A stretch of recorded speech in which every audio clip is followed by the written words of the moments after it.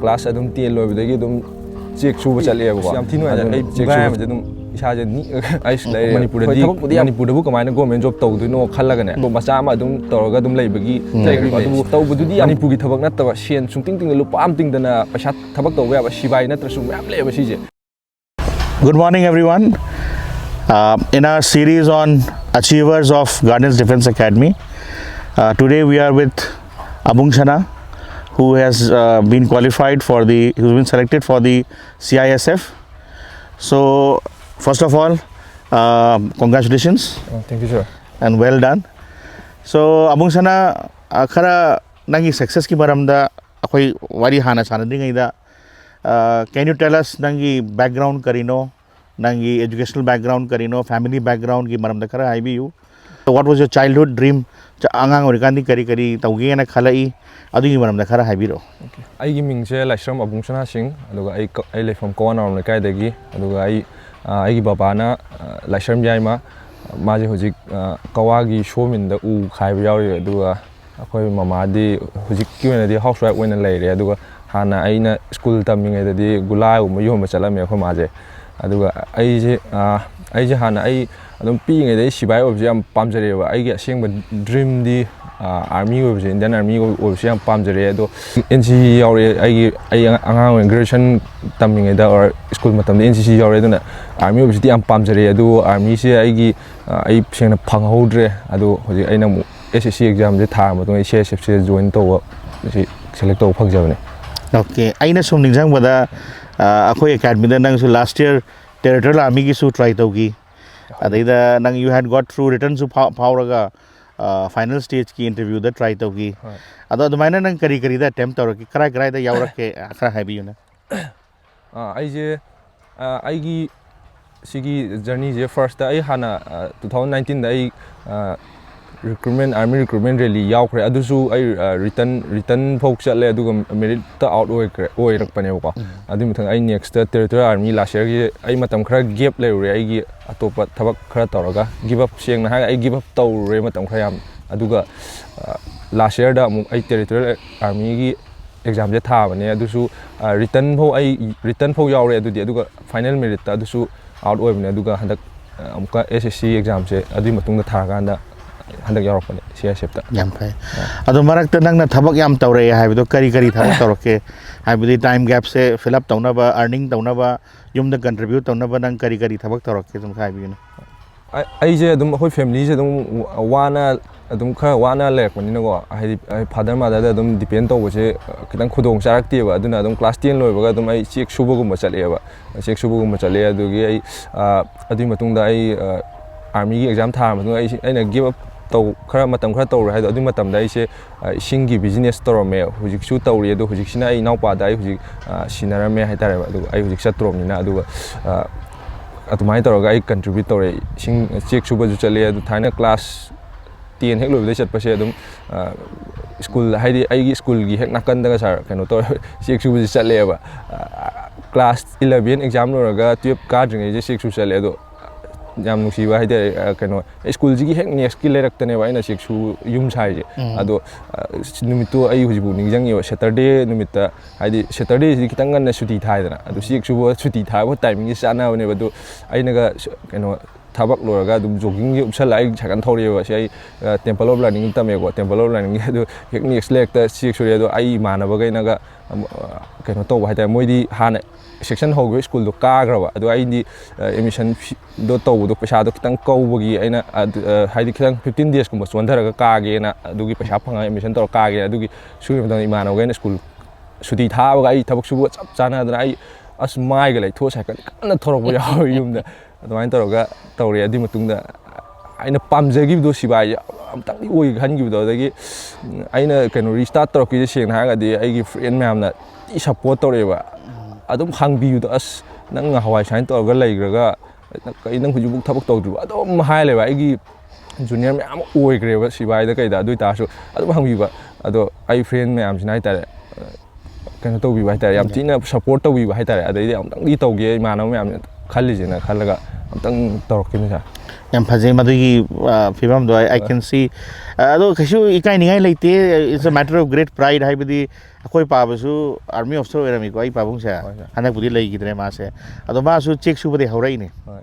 aduna check su bade gi mi achau chau thabak to bangam me ado nang su na punsigi damakta sigi maramda it's a matter of great pride whenever you mention it ki kaya mawa bade ki kaya mafaba phangba achau oi bangam ge sa si nang maina yamna motivate oina lei gadau ni aduga nang na NCC da kari kari success ngai hairau ne NCC ki maramda khara haibiro C आईगी journey ददी सेंगना आई हुजिक थबक मचाम खनब गमजैसे सेंगना आइना सुम युमदा NCC यावमदा दई सेंगना check अदुम check सुर आई जुगाली अदुम ओयगा mystery गा लोसनगी यायबा अदो NCC यावबदा आइना fungi opportunity game सु ma'am participate तौरेको अदुबु NCC यावबसिदगी आई हाइदि ma'am outside ता ma'am सिन करी तौनरी हाबजे हाइदि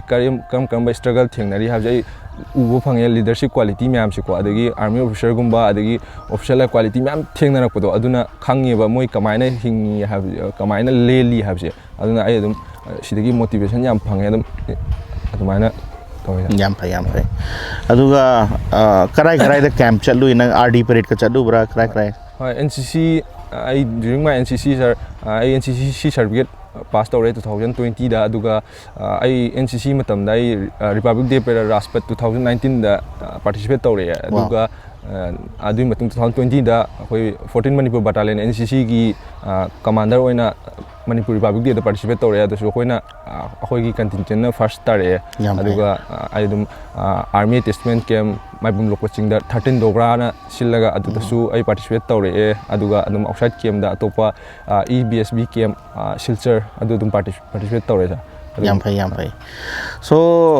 नंगी CISF की स्पेशली सुम आइना सुम हांगनिंग बदा कमाइना प्रिपरेशन तौगी अदुगा कायारक अटेम्प्ट तौई अदुगा नंगी CISF की जर्नी से खरा हाइबिरो आइगी ओइनादी प्रिपरेशन से याम मतमदी याम तीनग्रे अदो मतम याम तीलसु आइनादी हाना ngam खंगम खलम एग्जाम ने सिजे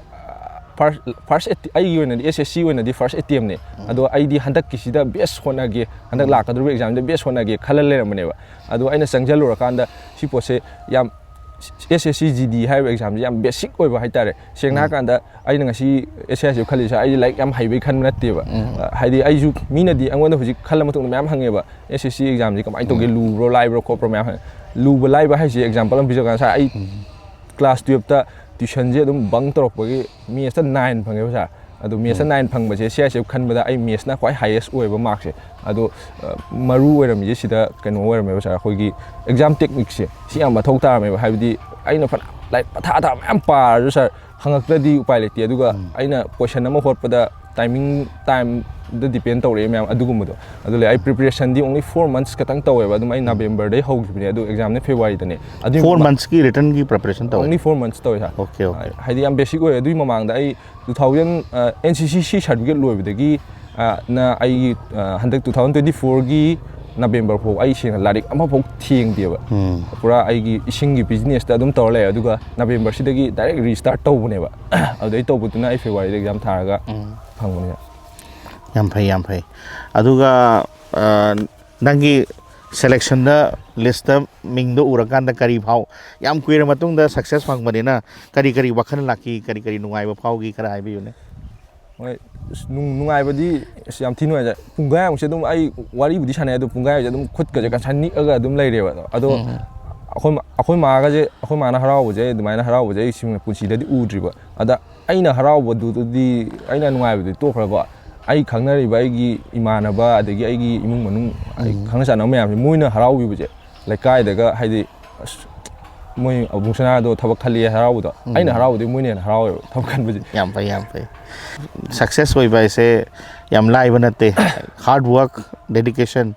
अदु तरोकांदा फंगमने अदो नंगसु अदुगी एग्जांपल अमा ओइरे याम फै कांग्रेचुलेशंस अदुगा नंगना मरकता अखोइगी गार्डियंस की डिजिटल टीम मार्केटिंग टीम दा कमदाउना यावरकपनो नंगी अदिदा एक्सपीरियंस करी लेगई करी कानाबा फंगी गार्डियन डिफेंस एकेडमी से आइना फर्स्ट सरगा कनो तोगिबजे फजना खंगनगिबजे टेरिटोरियल आर्मी की रिटर्न एग्जाम थारमदागी सरगी क्लास यावबदे खंगनगिने अदि मतुंगदा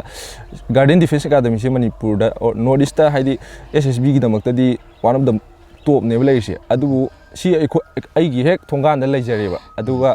होजिक याम मरु अदुदा मतमदुदा लेरमिसे सर अꯩगी थोंगान लेरसु अꯩगी लेकाई मीनबु खांगबीदबा हाइतारे करी गार्डियन डिफेंस एकेडमी दा पीरिबा अपॉर्चुनिटी कइनो खांगदबा अदुदा मतमदुदा अꯩगी one of my friend Dhanveer सिना मासु डिजिटल मार्केटिंग की तमदन कोन तौबसे अइनासु मंगोंदा हाइपेट वारी साकाना मानसु तौसी याना हाकाना अइना सरदा रिक्वेस्ट तौजबने मतमदुदा हाइदि सर सुमाइना होजिकती डिजिटल मार्केटिंग की मतमने अदुना कितंग मयामदा एक्सप्लोर तौसेना अइना सरदा रिक्वेस्ट तौकांदा सरना याबिरकोनेबा हाइदि केम याम हाइबगी नतेबा धनवीर गाइडलाइंस तौरगा तौने अदा अइना डिफेंस ता हानंग पामजेबगी बैकग्राउंड लेबदो अदा अइना कितंग थिगचरगा अदुम सपोर्ट तौरगा लेबने अदो अइना गार्डन डिफेंस एकेडमी दे काना फंगबसे अइदि लारिक की ओइना फंगबा नते अइना फंगिना अइदि डिजिटल मार्केटिंग टीम दा लेबने सर अइना चला सक्सेस ओइबसिंग अइना अदुम वीडियो नम लेरिबा अदो मोटिवेशन सिदगी अदुम लाइ अइ हाइदि अꯩꯒꯤ ꯈꯥ ꯊꯥꯕ ꯉꯥꯛꯇꯅꯦꯕ ꯑꯩꯅ ꯑꯣꯐꯤꯁꯔꯅꯤ ꯀꯥꯏꯅ ꯅꯝꯃꯣꯏꯗꯣ ꯑꯗꯣ ꯑꯩꯒꯤꯗꯤ ꯈꯥ ꯊꯥꯕ ꯉꯥꯛꯇꯅꯦꯕ ꯑꯩꯅ ꯅꯝꯃꯣꯏꯗꯣ ꯑꯗꯨ ꯇꯥꯔꯁꯨ ꯁꯨꯝ ꯃꯣꯏ ꯄꯦꯔꯦꯟꯁ ꯀꯩꯅꯒ ꯍꯔꯥꯎꯖꯔ ꯂꯩꯍꯧꯕꯗꯣ ꯑꯩ ꯑꯃꯇꯪ ꯑꯁ ꯑꯩꯁꯨ ꯑꯃꯇꯪ ꯇꯧꯖꯔꯗꯤ ꯀꯥꯏꯅ ꯈꯟꯖꯕꯗꯣ ꯆꯨꯝꯃꯦ ꯑꯗꯨꯃꯥꯏꯅ ꯈꯜꯂꯤ ꯁꯥꯔ ꯌꯥꯝ ꯐꯩ ꯑꯗꯣ ꯑꯆꯨꯝꯕ ꯋꯥꯍꯩꯅꯦ ꯃꯣꯏꯒꯤ ꯃꯣꯇꯤꯚꯦꯁꯟꯁꯨ ꯃꯣꯏꯒꯤ ꯁꯛꯁꯦꯁꯇꯨ ꯎꯕꯗ ꯅꯁꯥꯗꯁꯨ ꯌꯥꯝꯅ ꯏꯟꯁꯄꯥꯌꯔ ꯑꯣꯏꯕꯅꯦ ꯑꯗꯣ CISF ꯇꯁꯨ nang kari plan no CISF ta kari lambi da saningi no wakhan khalubra dugi maramda hojik ti plan di dum CISF ki ai si changa matung da je CPU gumadi hana di oidong malam tamne ko ado khanbe ado try di ai CPU di next year handak ti yaro di share training yaro ai CPU gum try toge khalle aduga adum kaino gum su पामबगी नि sir कनो SPG गुमजु पामे हो CISF चंगनि को अदु गुमसु कितंग try तौगेन खले sir याम फै आई अदुमाइना मरी मता अमा लै मासु CISF ता माना SI दा चंगिबा अदुगा सोनिया गांधी की अदुगा चीफ मिनिस्टर बिरेन की SPG की सिक्योरिटी ओरमी CISF तगी अदुना SPG वॉलंटियर तो बस याम काना बनी अदुगा अदु फंगदि नंगी फ्यूचर लंबी मसु याथोक याय अदुगा of course नंगोंदा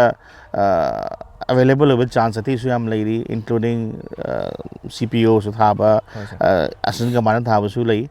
very good I wish you the best so last mayam da nang nauna yam kan strong family background orak panataba struggling orak pa aduga merit lay bangang sing kahonam ningba angang sing gidamakta nang kari pau piningi kari you know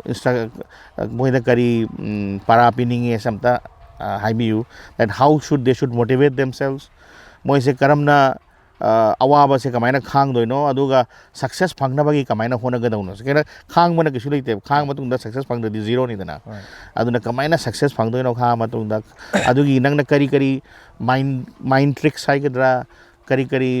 coping mechanism nangna kari sinagi semta haibiu ne अखोई मणिपुर की चनबी लेबा class 10 लोरगा 12 लोरगा अदुम हाइदि कइनोमा अखोई कइ हाइतारे course कुमा म तौसलगा अदुम स्वाइदा job अदुम आइ मणिपुरदबु कमाइना government job तौदुनो खल्लगने अदुम job मचा मा अदुम तौरगा अदुम लेबगी चनबी ले तौबदुदी याम फैबो सर अदुबु मयामसिना खितंग अवेयरनेस खितंग वाट पैताब को एग्जाम मैम लेबा सर अखोई मणिपुरदा सेंगना